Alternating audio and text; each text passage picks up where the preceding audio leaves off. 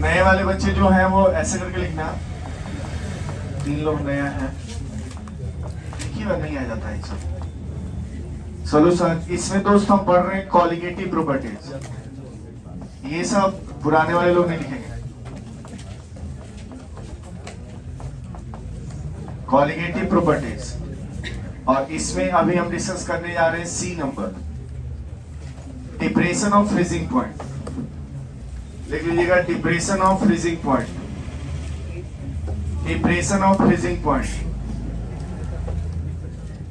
Depression of freezing point. Bracket में लिख लेना डेल्टा टी एफ। जो ये वाला सेक्शन है ना डेल्टा टी एफ का, इसमें एफ सेक्शन जो रहेगा ना वो नीचे रहेगा। एफ फॉर फ्रीजिंग, ठीक है ना, एफ मतलब फ्रीजिंग। तो इसमें हम लोग सबसे पहले बात करेंगे फ्रीजिंग पॉइंट के बारे में। तो सब लोग लिखेंगे फ्रीजिंग पॉइंट, एक टॉपिक लगाओ। पहले इसका हम लोग डिफिनीशन देखेंगे। देखो पढ़ने का तरीका क्या बनेगा इसमें हम लोग सबसे पहले फ्रीजिंग पॉइंट पढ़ेंगे, फिर हम लोग फ्रीजिंग पॉइंट का डिपेंडेंसी देखेंगे, उसके बाद जाके हम लोग पूरा डिप्रेशन ऑफ फ्रीजिंग पॉइंट देखेंगे। ठीक है, आप लोग पहला पॉइंट लिखेंगे। ये हो गया temperature at which, temperature at which, temperature at which any solid, any liquid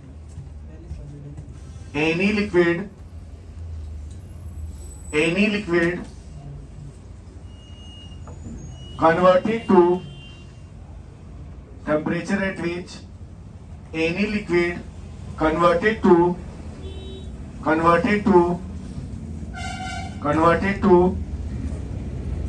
its corresponding solid,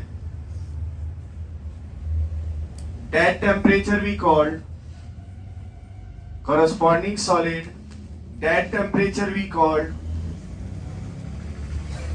freezing point of that liquid, that temperature we called freezing point of that corresponding liquid,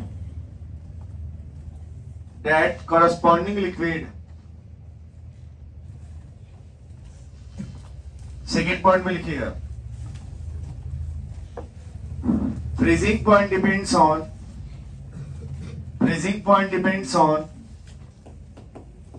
on following factors, depends on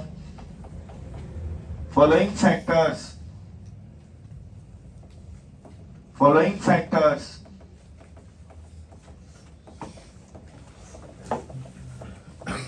These are given below. These are given below. These are given below. These are given below. देखो suppose करो कि तुम्हारे पास 2 container है, ठीक है। एक container के अंदर हम सिर्फ और सिर्फ क्या लिए हैं, पानी लिए हैं, और यहाँ पर हमने पानी के अंदर किसको ऐड किया है, चीनी को। इसको बोतल में टाइट बंद करके और इसको हम लोग फ्रीजर में रख दिए, किसके अंदर, फ्रीजर के अंदर। तो अगर आपसे ये कोई पूछेगा कि यहाँ पर जब पानी का फ्रीज ज्यादा बनेगा कि शरबत का, बर्फ किसका ज्यादा बनेगा, पानी का बनेगा। किसका बनेगा, पानी का बनेगा। तो हम लोग यहाँ पर पानी से प्योर स्टेट में है, इसलिए इसके फ्रीजिंग पॉइंट को हम लोग बोल रहे हैं TF नॉट। क्या बोल रहे हैं, TF नॉट। और यहाँ पर क्या है, TF। ये T इज इक्वल टू 0 पर का है और ये T is equal to T पर का है, ठीक है। इसे हम लोग क्या नाम देंगे, इनिशियल। ऐसे क्या बोलिएगा, फाइनल। ये वाला केस किसका है, फाइनल का। कोई दिक्कत नहीं अभी, सुनिएगा क्या है।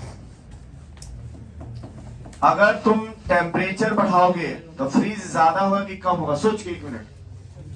इसे किसी को डाउट, 1 मिनट, इस स्ट्रक्चर में किसी को डाउट है तो हाथ खड़ा करो। अब चलो, अगर हम टेम्परेचर बढ़ाते हैं इन दोनों का, तो किस टेम्परेचर बढ़ाने पर चीजें ज्यादा फ्रीज होंगी कि कम होंगी, क्योंकि टेम्परेचर बढ़ रहा मतलब गर्मी बढ़ रहा है, और बर्फ तो तब बनता है जब टेम्परेचर कम होता है, ठीक है। कोई देखो टेम्परेचर हो गया। अब एक बात बताओ, पानी और शरबत में किसमें गैप ज्यादा है?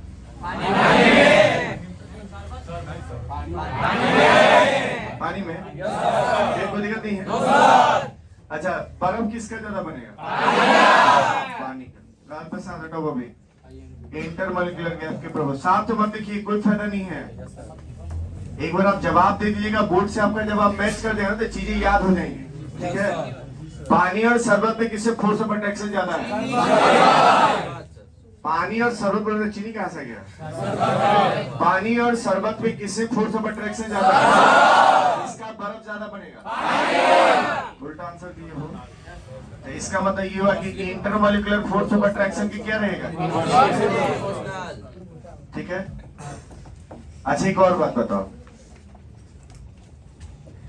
पानी और शरबत में डेंसिटी किसका ज्यादा है? बर्फ किसका ज्यादा बनेगा? पानी में ऐसा क्या चीज डाल दिया गया है कि उसका फ्रीजिंग पॉइंट का वैल्यू घट गया? Non volatile solute. और नॉन वोलेटाइल सॉल्यूट कितने होते हैं? कौन कौन सा? यूरिया। वेरी गुड, लिख लीजिए इसको।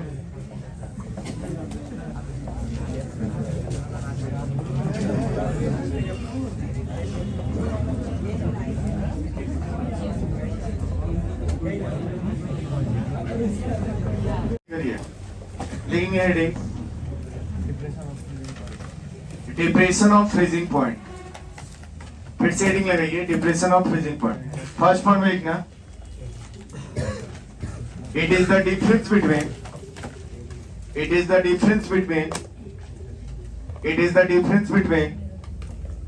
freezing point of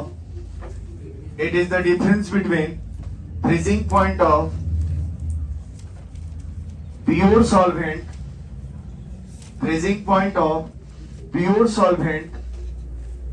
ब्रैकेट में लिख लीजिएगा TF not, pure solvent, bracket में लिख लीजिएगा TF नॉट। क्या लिखना है? TF not end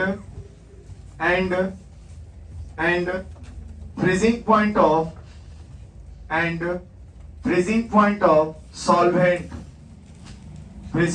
of solvent, bracket में लिख लीजिएगा TF। सेकेंड पॉइंट में लिखना,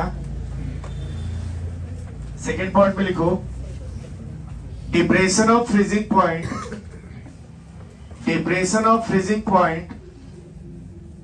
is represented by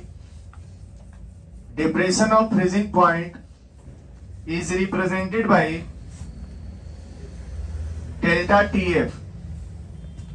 Depression of freezing point is represented by delta TF.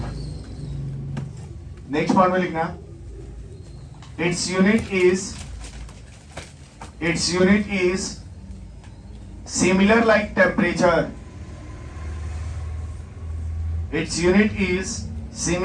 temperature. It means degree Celsius or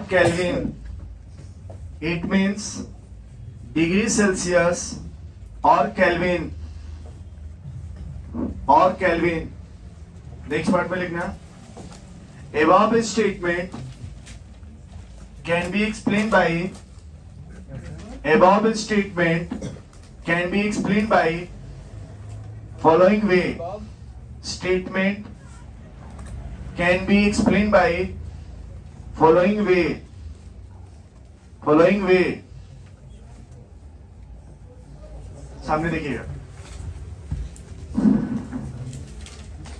देखो इस फिगर को देख लो अच्छे से, देख लिए। अब हमें आप एक बात बताओ, TF नॉट और TF में किसका बर्फ ज्यादा बनेगा? डाउट है? ये वाला कंडीशन क्या है? इनिशियल है। और ये वाला क्या है? फाइनल है। तो इट मीन्स अगर हम यहाँ पर डिप्रेशन ऑफ फ्रीजिंग पॉइंट की बात करते हैं तो ये क्या होगा, freezing point of pure solvent, क्या pure solvent minus freezing point of solvent. यहां हम सॉल्यूशन क्यों नहीं लिखे हैं, क्योंकि एक बात बताओ, हमें शरबत का बर्फ थोड़ा ना बनेगा, पानी का बर्फ बनेगा। किसका बनेगा, पानी का। थोड़ा लाउड आइए ना बाबू, थोड़ा सा लाउड, तीनों नीचे रखिए, हाथ थोड़ा सा कंफर्टेबल जो कहा गया कि इसमें प्योर पानी है, ऐसा पानी के साथ चीनी है। चीनी गैस होता है कि लिक्विड होता है, सॉलिड होता है, ठीक है। पानी और चीनी में बर्फ किसका बनेगा, चीनी तो ऊपर की तरफ फैल जाएगा। तो हम लोगों को यहाँ पर कैसे क्या करना है वो देखो, ये डीएफपी को क्या नाम दीजिएगा, डेल्टा टीएफ। एफ देख लीजिए कहाँ लिखा जा रहा है, ठीक है। और ये freezing point of pure solvent for what, T not minus T. ये फॉर्मूला बने, याद करो दोस्त, हाई अलग और फॉर्मूला बने लगेंगे। डेल्टा टी बराबर टीवी माइनस टीबी नॉट, है ना ऐसा? बोले थे ना कल ऐसा कि पलट जाएगा, उल्टा पलटा हो जाएगा। ये एलिवेशन है। डिप्रेशन, डिप्रेशन क्यों, पहले मैं बहुत खुश रहा करता था, अब मैं बहुत उदास रहता हूँ, मतलब तू डिप्रेशन में बढ़ा, समझ रहे ना? तो ये इनिशियल कंडीशन ज्यादा है फाइनल से, इट मींस क्या है, तुम डिप्रेशन में हो। किसमें हो, डिप्रेशन में। ले लीजिए इसको, फिगर बना के, ये फिगर दोनों लेके उसको दो, इसको लिखिएगा Rawls law of depression of freezing point. नए वाले बच्चे अभी तक दिक्कत आ रहा है तो हाथ खड़ा कीजिएगा। रॉल्स लॉ ऑफ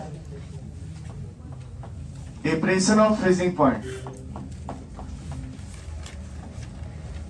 इसको हम लोग रिप्रेजेंट करते हैं डेल्टा टीएफ से। महीने का सेकेंड लास्ट डे है आज, हो गया? लिखना है according to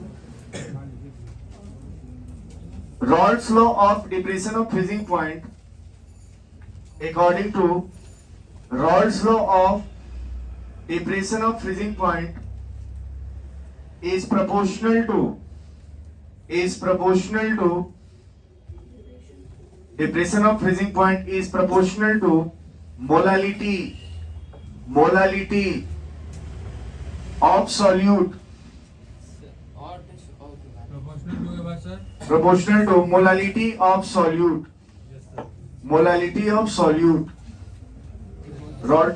according to Raoult's law of depression of freezing point is proportional to molality of solute।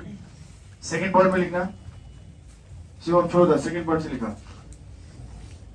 It only depends on solute, it only depends on solute because depression of freezing point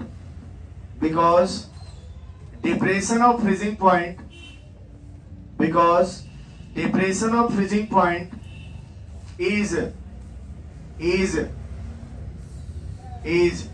type of colligative properties,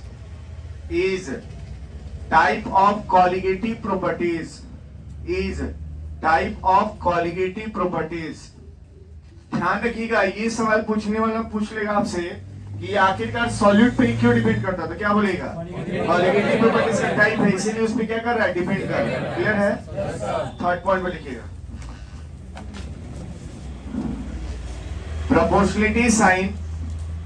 proportionality sign replaced by the constant, proportionality sign replaced by the constant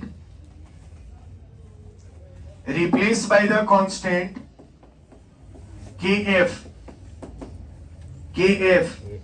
inverted comma में बंद करके box में ले लीजिएगा, kf, where kf we called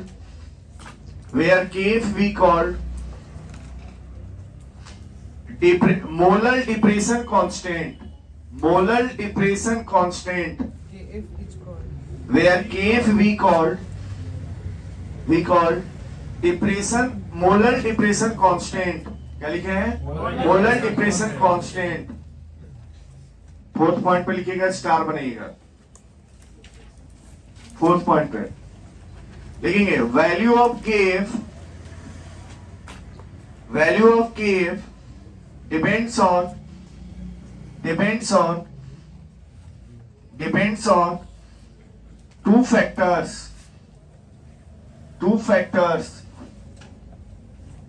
क और ख। ABCD नाम नहीं दे रहे क्योंकि हम लोग एबीसीडी लेके चल रहे हैं। क में क्या हो जाए बताओ? वैल्यू ऑफ टेम्परेचर, टीएमपी मतलब टेम्परेचर, और nature of solvent, nature of solvent. वो भी दो फैक्टर पे डिपेंड करता था और ये भी दो फैक्टर पे डिपेंड करता है। देखिए क्या लिखा, वैल्यू ऑफ टेम्परेचर, और दूसरा क्या है? Nature of solvent. देखिए इसका क्या मतलब है? जैसे हम ये बोले तुमसे कि किसी भी अल्कोहल का और किसी भी वाटर का क्या नेचर आपस से बराबर हो सकता है? नेचर अलग अलग है कि नहीं है? इसको ग्लास से पीजिएगा तो एक शरीफ बच्चे का लगेगा, इसको भी तो थोड़ा सा नर्सरी बात का लगेगा। ठीक है, ठीक है। अगर हम अगली की बात करते हैं, पानी है और दूसरा भी पानी ही है, लेकिन दूध नहीं लेना है क्योंकि वो हेट्रोजीनियस रहने लगेगा, वो सॉल्वेंट नहीं है, खुद एक कोलाइड है। At T is equal to, suppose कीजिए कि 25 डिग्री पर है और ये है 27 डिग्री पर, तो टेम्परेचर डिफरेंट हुआ ना? मतलब क्या है इसका कि इस केस में और इस केस में हमारा बर्फ किस केस में ज्यादा बनेगा? इसमें तो दोनों का नेचर हुआ ना अलग, इफेक्ट पड़ा कि नहीं पड़ा? कोई डाउट है तो हाथ खड़ा करो। हाँ बोलिए फिर से एक बार देखो, बाकी लोग जिसको नहीं था फिर सामने देखो। कल क्लास की थी, ठीक। अरे लेकिन यहाँ देखो H2O है, यहाँ अल्कोहल है, ये दोनों का नेचर अलग अलग है कि सेम है? बाकी तो लिखा लो, अलग अलग है कि नहीं है? तो इसलिए यहाँ ये ख नंबर रूल लागू होता है। Nature of solvent, this nature अलग, दिस नेचर ऑल्सो अलग। ठीक है, दोनों अलग अलग है ना। अब बात करते हैं टेम्परेचर का असर पड़ेगा नहीं पड़ेगा। तुमको क्या हुआ ना कि एक बार पानी 25 पर है, एक बार 27 पर, तो पहले से कौन ठंडा है? 25 डिग्री, तो बर्फ किसका ज्यादा बन जाएगा? जल्दी ज्यादा किसका बनेगा? 25 बना, तो दोनों का नेचर डिफरेंट हुआ। ये टेम्परेचर के वजह से असर पड़ा कि नहीं पड़ा? चलिए ले आगे देखेंगे। हाँ पॉइंट मिलेगा। Above statement can be explained by following way. Above statement explained by following way. जी, जो डिप्रेशन ऑफ फ्रीजिंग पॉइंट होगा ये प्रोपोर्शनल होता है किसके? मोलालिटी के। और ये मोलालिटी हम किसका लेते हैं? तो सॉल्यूट का लेते हैं। कोई दिक्कत नहीं है? अभी लिखिए महत इधर वाला, आप देखिए इधर डिप्रेशन ऑफ फ्रीजिंग पॉइंट को हम लोग रिप्रेजेंट करते हैं किससे? डेल्टा टीएफ से। ठीक, और इसको तुम किससे रिप्रेजेंट करोगे लोग? स्मॉल एम से। कोशिश करो लोग ना हाई सेम लिखेगा, हाई सेम ना लिखेगा। ठीक है, ऐसे हम लिखिएगा। ये प्रोपोर्शनलिटी साइन ऐसे है। इसे आप रिप्रेजेंट करें किससे? ए और नीचे में एफ जाएगा। अभी कहां पे चेक करूं? गेट पे डेल्टा टी एफ, इधर में एम ऐसे ना चले, ऐसे चलेगा। ठीक है, ले लीजिए इसको। लिखिए अगला, यूनिट ऑफ चैनल मतलब हुआ। चलो हाँ, अगला हेडिंग लगे, टॉपिक लगेगा unit of KF. Unit of KF, देखिए किसी का भी यूनिट लिखना है तो हम लोग एक चीज जानते हैं, किसी का भी यूनिट लिखना हो तो हमें उसका फॉर्मूला पहले लिखना होगा। एम ऐसे ना चली, ऐसे चलेगा, ठीक है। मतलब थोड़ा सा इधर घुमा के रखना सब। फॉरवर्ड। ये क्या है? ये टेम्परेचर है। और ये क्या है बताओ? मोलारिटी है। मोलारिटी है ना? ये टेम्परेचर फॉरवर्ड केल्विन मोल कीजी इनवर्स, ऐसे लिख सकते हैं। इसको केल्विन कीजी, लीजिए इसको